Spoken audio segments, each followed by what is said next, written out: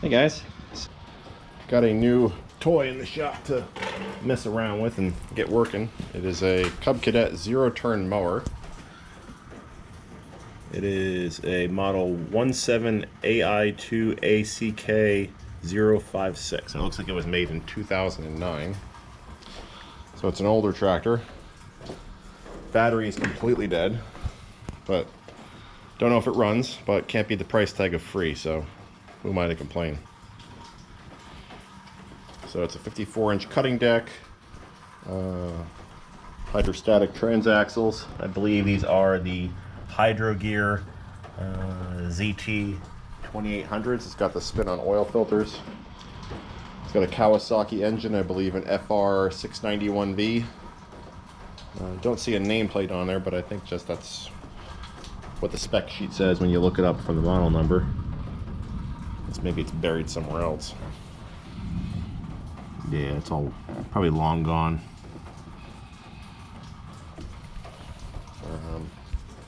Looks like it spent some time outside, so we can figure how many hours are on it.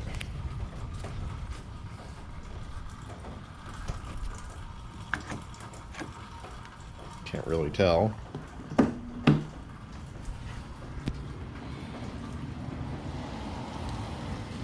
That might be busted.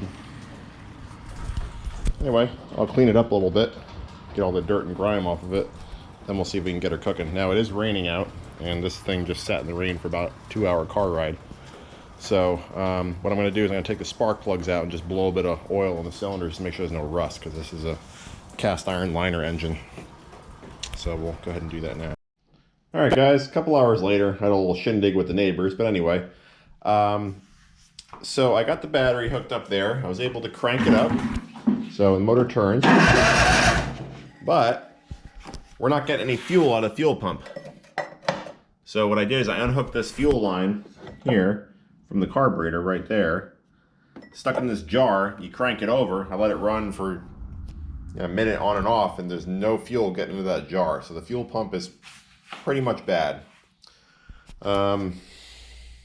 Haven't really gone over it too much since then. What I'm also thinking of doing is pulling the valve covers, because there's kind of a strange noise coming out of the motor. I don't know if one cylinder is lacking compression or not.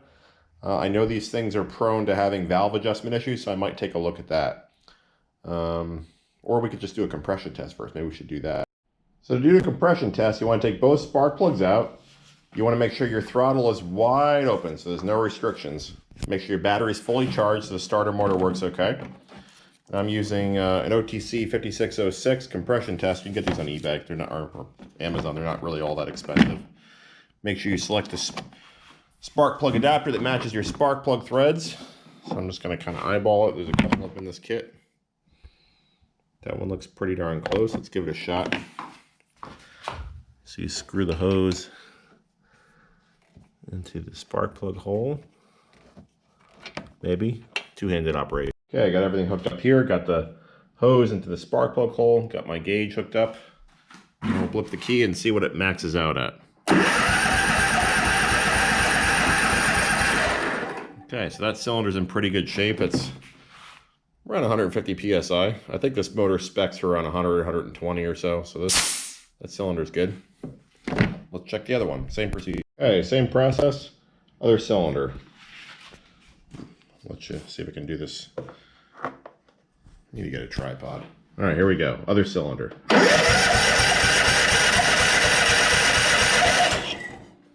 one's a little bit less, but still pretty close to the same amount. Just shy of 150, maybe 140. So I think we have two good cylinders here. No major problems. Might need to do a valve adjustment. These are pretty well known for having valve adjustment issues. The rocker arm studs, or I guess the mounts, loosen up from time to time. That causes some issues, and they just loosen up like any engine does. So I think what we'll do is we'll also order a set of valve cover gaskets. And these Kawasaki engines are also known for intake manifold gasket leaks right here and right here. So where the intake manifold bolts to the cylinder head, they leak. And you can diagnose those pretty easily while the engine's running. If it's sputtering or whatever, you spray a little brake cleaner or carb cleaner there, and if it clears it up, there's your problem. The kit's only like maybe $6 on Amazon. It's not that expensive. So I'll order that too. I'll do what I typically do to all these Kawasaki's that come in the shop. They're pretty good motors though. If you take care of them, you fix all the known issues with them, they last a long time. And this tractor only has, what did I say? I think I turned on the hour meter before. Let's try it again. We got 3:15 on the clock. So this thing's a baby. Hell, a Briggs engine will last this long. Anyway, I'll order some parts and we'll wait for them to arrive and then we'll pick it up from there. Hey guys, so a little update here. I noticed, well, it's the next day obviously, it's nice and bright out. Figured I'd come out and do one last inspection, make sure I didn't miss any parts, and I noticed, or actually I just tried for kind of a Hail Mary pass, loosening the gas cap, and lo and behold, the gas is flowing. So it's possible the fuel pump is not bad. In fact, maybe we just have a bad gas cap causing vapor lock. So anyway, this gas smells awful, so I'm going to let this drain out and order another gas cap, because this one's probably bad. If there's any obvious signs of problem with it. Nothing obvious, but won't always be something obviously wrong with it. Alright, time to order some more parts.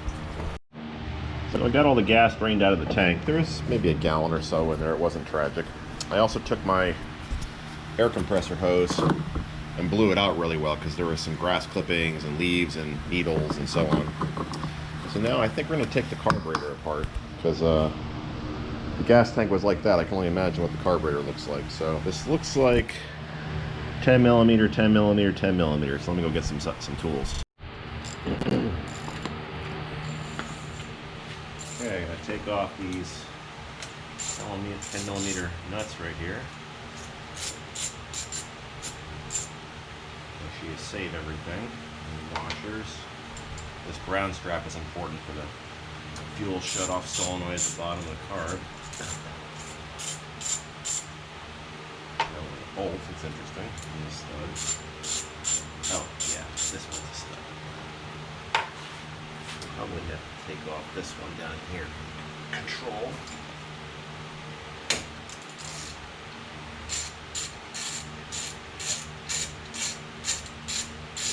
What I like to do when I'm doing these things is put the nut or the bolt that you take off back where it came from, just so you don't lose anything. It's so easy to lose stuff. See a linkage here. Cover it, nice brick. A spring on there.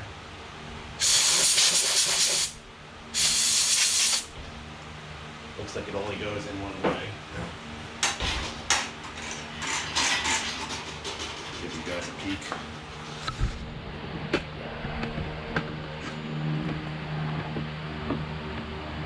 So right in there, there's a spring.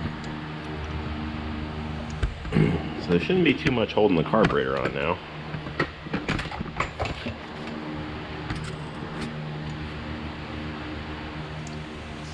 Got a clamp right there.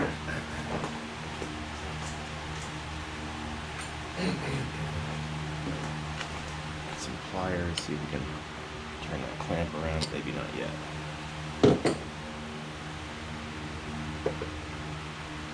Okay, so the carburetor is loose. Feel those.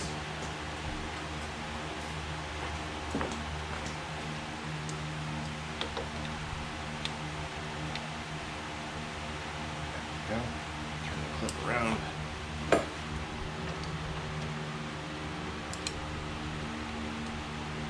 Like so.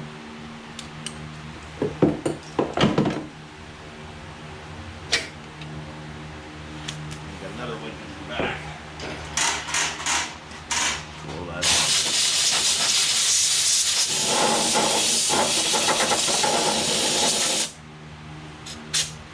So unhook that one, like so. And this one has a clip. Positive retention clip. I'm assuming that one's the throttle. In fact, don't need to assume, I know that. So right here, that just pops right out like that. Let it should be all that's holding the carburetor on besides the linkage for the shutoff. Alright, so there's our carburetor. That spring was caught. There we go. Carburetor is off.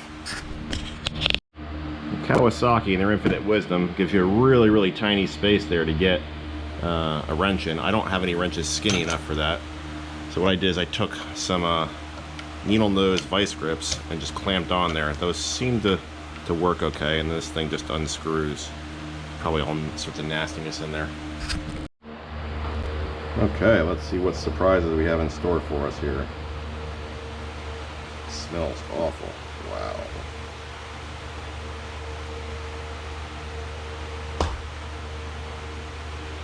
Okay, so our bowl gasket disintegrated, which is to be expected. I have another one on order. Smells absolutely putrid.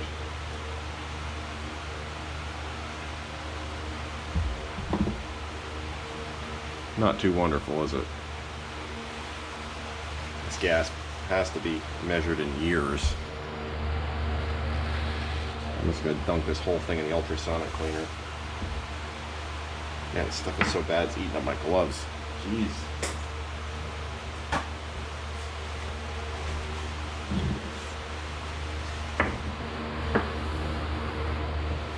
Now this little solenoid that holds the bowl on, that's designed as what they call an anti-backfire valve. When you shut the motor off, the controls cut power to this thing, and that prevents fuel from going up into the engine and going into a hot engine and coming out and exploding. Let me get the ultrasonic cleaner ready to go and we'll pick it up. Using a brass hammer here to take this off without destroying the gasket. But guess what? I destroyed the gasket. Not too surprising, right? I think what I'm going to do is I'm going to take out the small parts. The needle and seat and whatnot, or I guess the needle and the float. Might take the carburetor out to the side yard and just hose it off with some water. Let's see.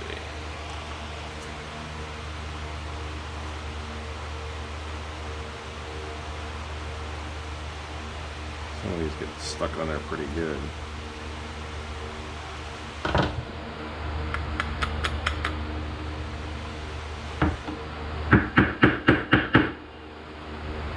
Like this one. Yeah, that's on there real good.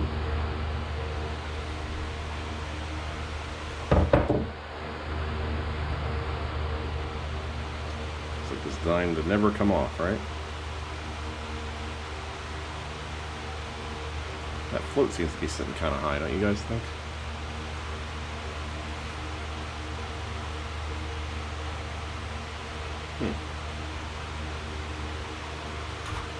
Take out the jet, the emulsion tube, and a little bit of a bigger screwdriver. One's too big. Let's draw a little trusty Irwin, see if that one's a good size. Nope, just too big again. Come on, I must have one that fits. That's what she said.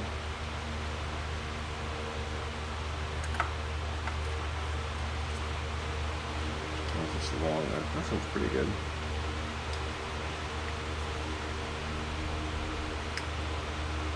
Wow, it's on there tight. Jeez.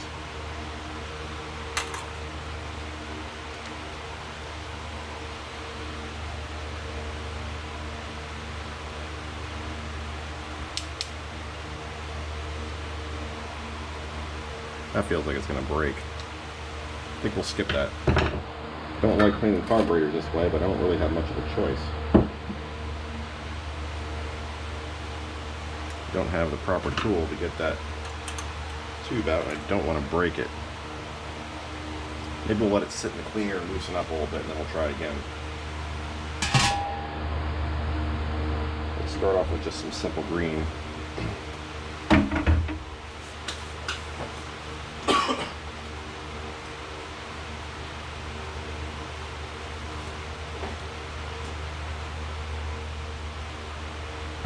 I won't bore you guys with this part, but you can pick up an ultrasonic cleaner like this on Amazon. They're about $100. Really, really nice investment if you're going to be doing this a lot. Highly recommend it. Here's a little trick with the ultrasonic cleaner. You can fill this outer bin with pretty much any fluid. Obviously, water is real cheap. And I put carburetor cleaner inside this little Pyrex jug and put the carburetor in there, because obviously this is going to clean a lot better than water will. So once I get the heavy-duty stuff off, I'll fill this up with carburetor cleaner, or pretty close to it, enough that I cover all the important parts that need to be covered. That'll do a far better job of cleaning. I'll let you guys know when this is all set. Alright guys, this is after about maybe half an hour or so on the ultrasonic cleaner. There's not a speck of dirt on there anymore. I also took off the gaskets on both sides. Not a speck of dirt. A little oxidized, but I'm going to let it sit in there a while longer. The jet is still a little discolored. I really like to get that out, but I don't want to strip it. I tried taking the float off as well with this pin, but that pin is in there so good. As I was tapping on the pin on one side, it was actually deflecting these aluminum posts. So I'm sure some of you guys are going to yell at me for not taking the float out, but I don't want to physically break off one of these posts and have to replace the carburetor. I looked at it and it's about $330 retail. I might be able to get it a little bit cheaper. Maybe if I cross it over to the Walbro part number and get it cheaper, but still, why replace it if I don't have to? So I'm going to try to not to disassemble this. I confirmed that it does seal, fuel does flow, or I guess air does flow through when I blow through here. So hopefully it'll seal okay. And I'm just going to stick it back in the ultrasonic cleaner, probably another half an hour or so. Make sure you clean off the fuel shutoff solenoid too. This thing should bounce, you should be able to depress it easily and it should bounce right back. If it's kind of sticky or if it doesn't move very freely, make sure you clean that up as well. Mine was pretty sticky. And I'm doing that just with the ultrasonic cleaner and some carb cleaner. So that is what the carburetor cleaner looked after cleaning what I thought was a spick and span carburetor. Keep in mind, this comes out of the bottle perfectly clear, or the can perfectly clear. So even when you think it's clean, it's not clean. This thing was in here for quite a while, and it's a lot cleaner. It's not perfect, but it's a lot better than it was. Just gonna blow dry it off, and hopefully the carb will be back in business. Next item on the agenda is replacing this fuel filter. Looks fairly new, but it is not a factory fuel filter, so we're just going to swap it out. Pretty easy job. This is the part here. Part number is 49019-0027.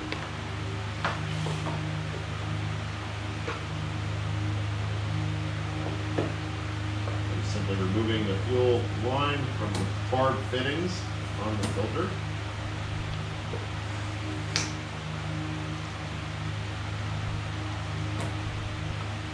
I might trim that line a little long. I use these really old Craftsman handy cutters for cutting fuel lines. It makes a nice square cut. I don't think they make these things anymore, unfortunately. It's kind of sad because they're really nice.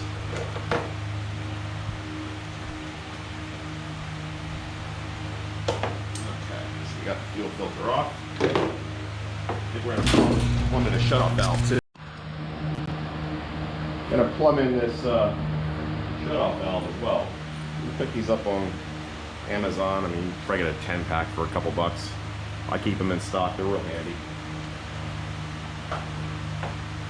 This way, if you leave the fuel running, or I guess more accurately, if fuel is not shut off and the float on the carburetor is stuck open, it'll flood the engine with gas and hydrolock the motor potentially, or best case, it'll fill the crankcase with gas. I like to install these all the time. Just going to take the edge off that fuel line. Let's see, where do we want to filter? So we'll probably do put a little bit more on up there. So we'll put clamp on first.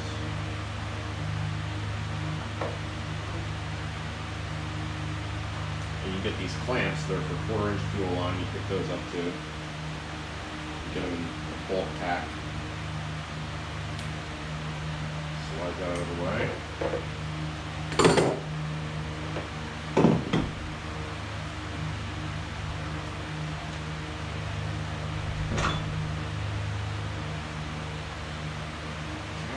That side on. Slide the clamp over, hold it in place. Sorry, I realize you guys have probably seen my elbow. But that's what one side looks like, and that's the shut-off position like that. And that's on. On, off. Now, we can install our fuel filter. And there's an arrow, or should be an arrow in here that points the direction of flow. Yeah, right there. So flow is that way. So fuel flows that way. So we want this side to go towards the carburetor, or the fuel pump in this case. Right, I'm going to put a new clamp on this side. Not that there's anything wrong with the old one, but I got plenty of new ones. The drawer over there.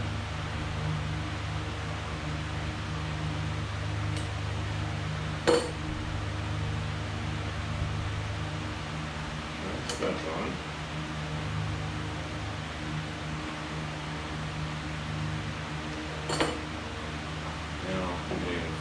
Short section of fuel line. I guess I can use this stuff in decent condition. Let me just get some new fuel line. Stand by. You guys don't need to hear that. Okay, so I got one end of the fuel line prepped right there. This is going to go towards the shutoff valve.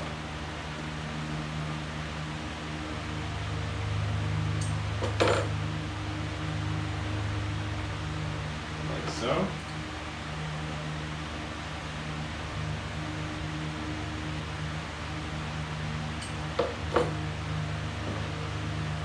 other end is probably cutting more off actually. I'm just making a short little section here. It doesn't need to be too long. Put the clip on that side as well.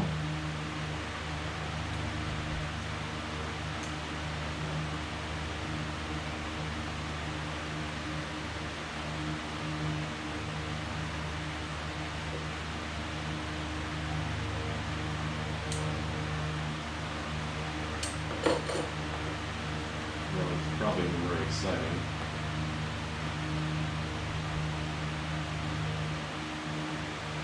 Okay, so now we got our shutoff valve after the tank, on, off. I can tuck neatly down there, and I can just go like that every time I want to use the tractor. Real easy. This way we know we can reliably shut the fuel off. Now what you also want to do is take off this blower housing here, because what happens over time is the cooling fins will fill up with grass and other debris, or rodents could get in there and form a nest, and that'll cause the engine to overheat, and well, bad things will happen. Valve guides will start to slip, you'll bend push rods as a result. So really just take this thing off every once in a while and blow it out, or at least check it. Kawasaki was nice enough to make most of these bolts really just clamps. You can really just loosen them. I think all of them except this one on the oil dipstick. Just loosen them, you don't have to take them out, and then you just lift the cover off. So let's give that a shot. I've taken the liberty of loosening them already. So this should just pop right off if I've loosened them enough. We'll see. There we go. You can see here we have a mud dauber nest there. Hopefully. Not too tragic though. What I'm going to do is I'm going to unscrew the fuel pump from the side of the block, or from the side of the shroud. We're going to be replacing that anyway. And that'll allow us to remove the entire shroud, because the fuel pump is actually screwed on using two little screws.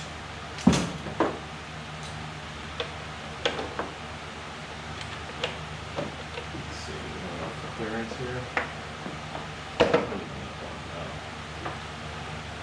One of the fuel pump hoses. Pliers for the hose clamp.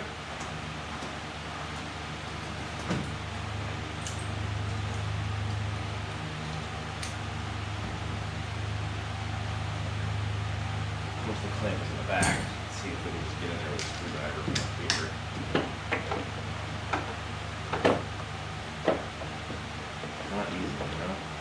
a stumpy screwdriver. Should have one of this somewhere. Here we go. So I'm using a little stumpy Phillips head screwdriver. There's 2 screws that hold it on. One up here. These you do have to take completely off. And one in the opposite corner. A little bit more difficult to see.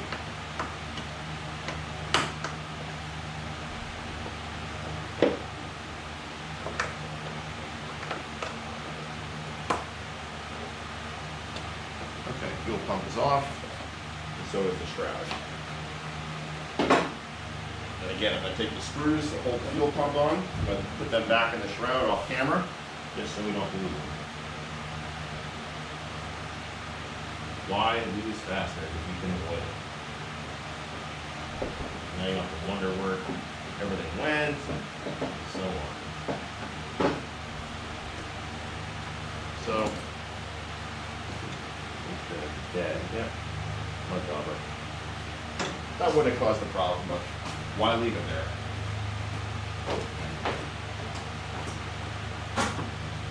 So, this isn't too dirty. We'll blow it off anyway.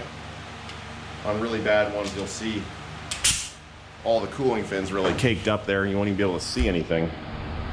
Gotta wonder how the engine cools itself, right?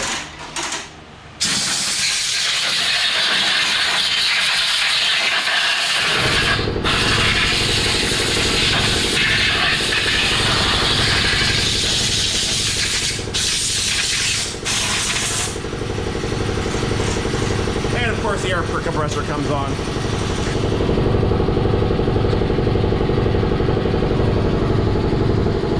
Now these Kawasaki FR, FS, and FX engines are really famous for intake manifold gasket leaks right here and right here.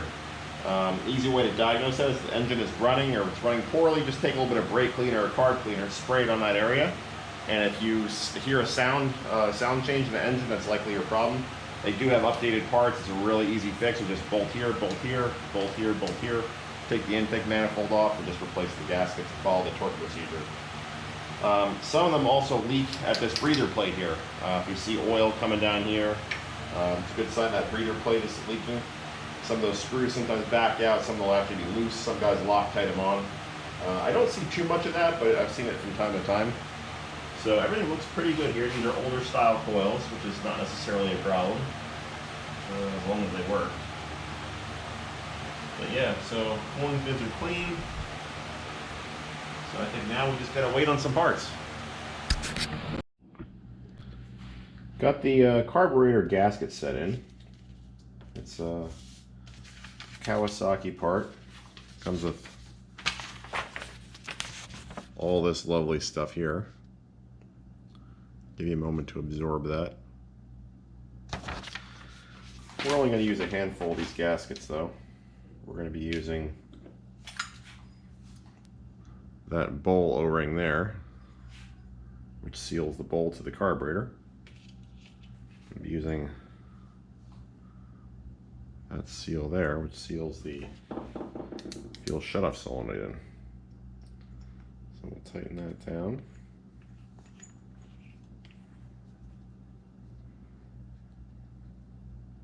Good enough for now. And we have a seal for this side here. Let's see which one is it? Probably this one here. There we go. So this goes on here like so. And then we have these two other gaskets. One goes on the other side here. The other one goes on the mower. Let's take you over the mower. All right, so one of these other two gaskets should fit on here. Let's see which one it is. Now I don't have the intake manifold gaskets that go here and here yet. We will deal with that when they arrive. They have not arrived.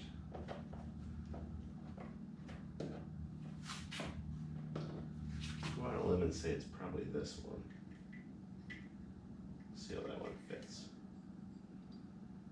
looks good, but it looks like I may have it backwards. There we go. That looks pretty good. What do you guys think? You can just slide the carburetor back on. Just like so.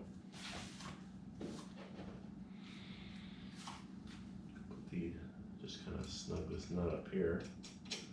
Not tightening it yet.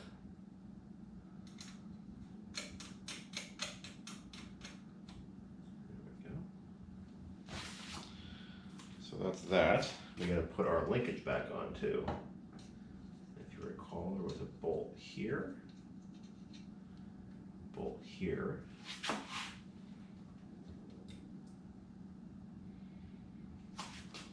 believe it went on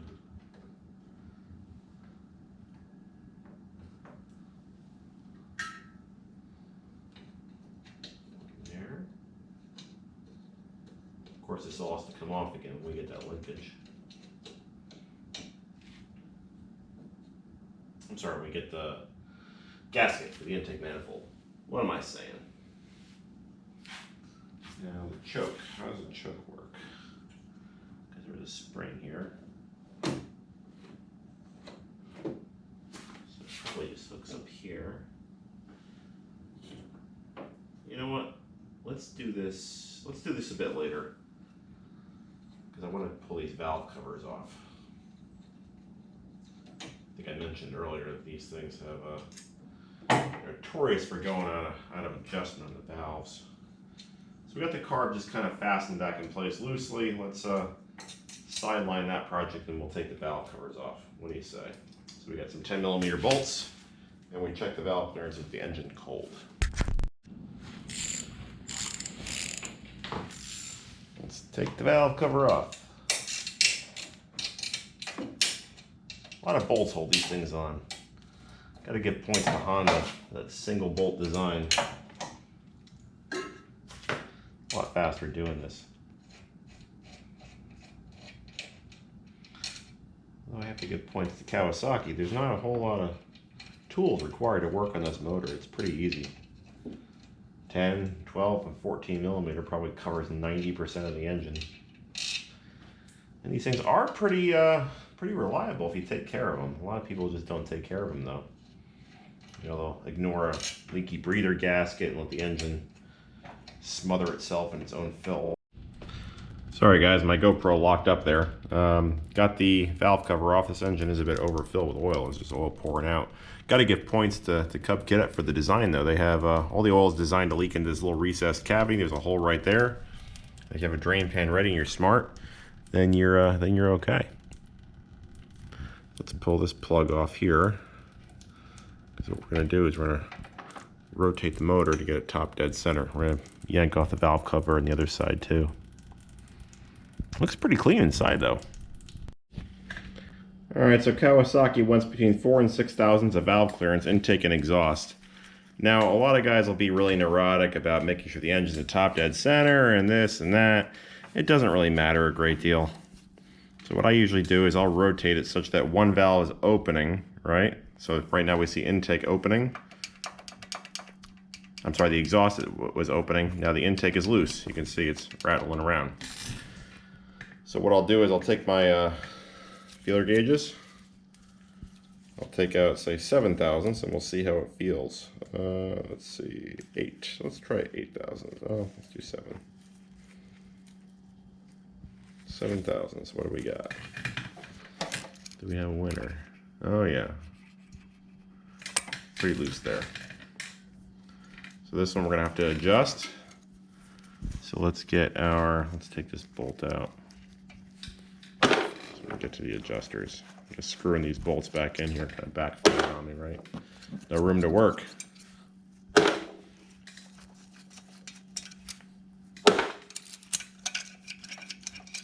Thankfully the tractor has a storage bin. Let me get some tools to loosen these lock nuts. Okay, and it's, you guessed it, 10 millimeter. 10 millimeter, 10 millimeter on the bottom here. Now this is a bit of an unusual setup. Normally what these, what a lot of small engines have is they just have a screw with a set screw that locks it in place. But this actually has a cam. So as you turn one side of this, it will reduce or increase the clearance. So I have both loosened up right now, or at least I think I do. There we go. So that is loose. I got my feeler gauge out here at 5 thousandths. And we'll just tighten it down until we get some light drag. Alright, this is a 5 thousandths shim here. Got some light drag there. So I think that's pretty good, and we'll tighten it up. And once you get that tightened up, you just move on to the next valve. Now while you're in here doing all this, if you find that the cylinder fins, cooling fins, are really dirty when you did all this, check, see if any of the push rods are bent. That's another common problem on these things, and pretty much all small engines. When they overheat, what happens is the valve guide, which you can see buried in the middle of the spring there underneath the seat, what that'll do is that'll walk out of the cylinder head from the heat. So the cylinder head expands. The valve guide is a press fit, so that's allowed to move, or it moves freely, not as freely, but it's an interference fit, it's a press fit. If the cylinder head heats up and expands, that valve guide can move in and out of the cylinder head. And if it walks out towards the rocker arm, it can actually bind up and cause this push rod to bend. So what I usually do is I'll give them a spin just to make sure none of them are bent, and everything's okay here. And just go ahead and repeat that process on the other cylinder head. Pretty easy to adjust these things. Just make sure you got everything snug down tight, and you're between 4 and 6 thousandths. Threw the valve covers in the ultrasonic cleaner and scraped all the gasket material off. Came out pretty nice. They weren't terribly bad to begin with. Also scraped the old gasket material off the cylinder heads. Did the best I could with a razor knife. Always a good idea to rotate the engine over a couple times after you adjust the valve clearance and recheck it just to make sure. Did that, checked it, everything came back spot on, so I think we're good to go with the valve clearance. Just need valve cover gaskets. In a pinch you can use RTV, but I always like to use the OEM gaskets if they're still available, and they are. So, waiting for gaskets. I don't know how often this happens, but when I got this mower, the decal on the hour meter was pretty much gone. And looking up what that decal cost, the cheapest I could find it was $12 for a friggin' sticker. However, I did find an image of that decal on the internet, so I printed it out on my laser printer. It's about 2 inches by 2 inches, so just size it to fit that. I laminated it with some packing tape, and I'll use some Super 77 adhesive to fasten on there, and I got a brand new decal. And saved $12 minimum plus shipping, and shipping was $10 for the decal. So you're into this decal for freaking $25. This is free. I'll get you the part number of that decal if anybody is interested in doing this themselves. So we got our valve cover gaskets. Here's the Kawasaki part 11061-1285. I got 2 of them, and we had to put these on valve covers and torque the bolts to 52 inch-pounds. Got some fuel in the tank, got the fuel line hooked back up to the carb, spark plugs on. Just gonna fire it and see if it'll go. Before we get too much deeper into this, let's just make sure it starts and everything. Ready or not, here we go, right?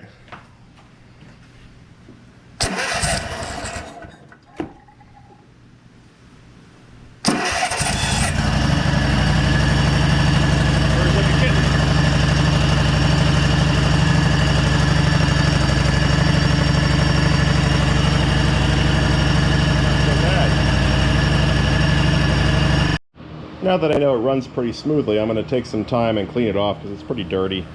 I'll hit the motor with some simple green after it cools off a little bit. Then we'll start putting the cover back on. Got the motor and the tractor all hosed off. Hit it with some simple green garden hose and just let it run for under a minute like this just to dry it off. You don't want to let it run too long because this shroud is needed to cool the thing. So just let it run for very brief periods like this. So we're going to go ahead and put the shroud back on. I'm not going to show you that. It's pretty straightforward, just the reversive removal. Got the motor all buttoned back up. Still waiting on an air cleaner, an oil filter, and a couple of other little odds and ends. But the motor should be pretty good at this point, and spark plugs. Other than that, we should be good. Got the rest of the mower cleaned off. Turned it around so you get better lighting now that it can move under its own power. Thank God. Much cleaner, as you can see. I do hear a bit of a whirring noise from what sounds like the PTO clutch bearing, so I'll have to take a look at that. But right now I'm just going to let the oil drain. So in this model, there's an oil drain hose right here. So we're just going to use 2 wrenches and just hold this side, turn that side. Another thing I noticed is the left side hydro seems a little sluggish, so we might be turning into one of these hydros soon. Stay tuned. Oil filter in this thing is super fun to get to. I'm going to try using my hand, but I have a feeling that a gorilla hand tightened this last time, so I think I'm going to struggle. Might have to buy a wrench. And well, you look at that. I do happen to have one in stock that I think will work.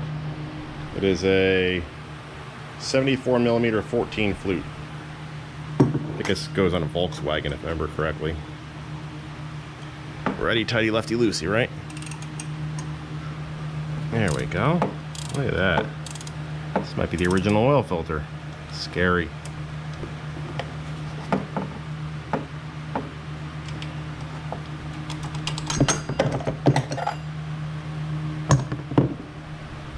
So Kawasaki specs 2 size filters for this series. One is the one you see there, the short fat one. I like to use the longer skinny one if space allows it, just because I think it's a better filter overall. I think the micron rating is a bit better, easier to find in my opinion. I usually use a Wix filter, a Wix 51394XP. I think I do actually have one of those in the supply cabinet. I'll go check. But let's finish unscrewing this first. This is the filter. You can get the non-XP version from Amazon, I think for probably $5 or $6. The XP version is supposedly better, and I think it's about $8 on Amazon. If you have a Napa nearby, the part number for that just should be 1394 of Napa, or Wix is the OEM that makes the Napa filters. So, got our filter. I'm going to pre-fill it with some 1040 motor oil. Kawasaki has upgraded their oil ratings to I think 1550 or 1540 in most climates, but I just wanted a bunch of 1040 left. Actually, I do have some 1550. Let me save this for the hydro though, because I know that's not quite as lenient. Okay. Sorry, I'm babbling. We're going to fill this at 1040. Got our new oil filter screwed in there. As you can see, it's a bit narrower, a bit longer. It's a lot easier to get to on tight space like that. So I like using these. I use one on my X-Mark over here too, with a very similar engine. This is a Kawasaki FR691. That's a 691. So this is its baby brother here. Got our funnel set up there. I'm going to put the drain plug back in. I did actually pour a little bit of fresh oil down there just to flush anything that might be left in there. So I'm going to screw the drain plug back in. Now we're just adding our fresh oil. It's always good to do oil changes when the engine is hot and the oil is hot, because when the oil is warm, you just ran the engine obviously, and anything suspended, anything that's in the engine is likely going to be suspended in the oil and go out with the oil. Additionally, if you change the oil in a cold engine, there's less oil on all the moving parts to lubricate it. So if you run the engine, then shut it down, there's going to be oil on all the bearings and everything. Nothing will have dripped off or drained out in that time. So always good to do that. Let's get another jug of 1040. Now I should note, when you check an oil in a Kawasaki, you have to check the oil without turning the cap on the threads. It actually says that on the dipstick. For correct oil level, do not turn cap on threads. And once you think you got the oil level correct, you want to start up briefly just to circulate the oil throughout the engine. Then you got to check the oil level again. So we'll do that real quick.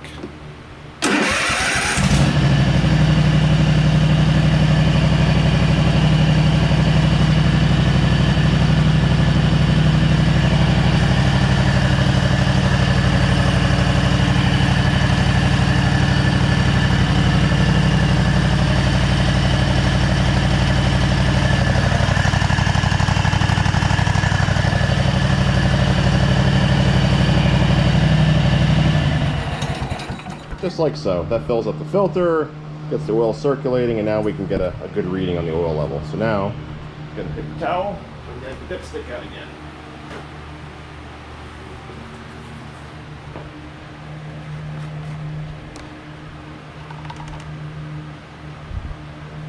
Two-handed operation. The level was actually perfect, so oil change complete. So we cleaned the tractor. We got a new fuel filter on there. We cleaned the gas tank out. We adjusted the valves. Cleaned the carburetor. Runs great. Gonna wait again. Like I said, I'm gonna wait on some parts. Need an air cleaner.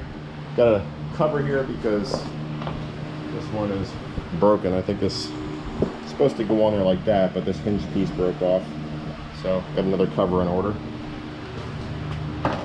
And that's it for now. Ooh, gotta put this fuel line clamp on. I'm sure some of you guys are yelling at me already for that one. Anyway, till next time.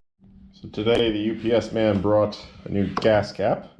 Just a simple matter of prying out this little tether here with a screwdriver and just pushing the new one in. And if anybody needs the part number for that gas cap, it's 951-12428. Not the cheapest gas cap in the world. I think it was maybe 25 bucks or so. Also got some Duplicolor touch-up paint. This is not designed for this tractor, but as you can see, it's a pretty darn close match. I think when you take into account the faded paint, probably is not going to be too far off. Also got a flat idler. I believe this idler is used both on the deck and also for the transmission pulley, and hopefully this is what's making noise underneath the mower when the engine's idling. So we'll clean off the underside of the tractor and we'll get this bad boy installed. So I think that'll be it for part one of this video. The engine's in pretty good shape. We're just waiting on spark plugs right now. I think I mentioned previously that the left side hydro is weak.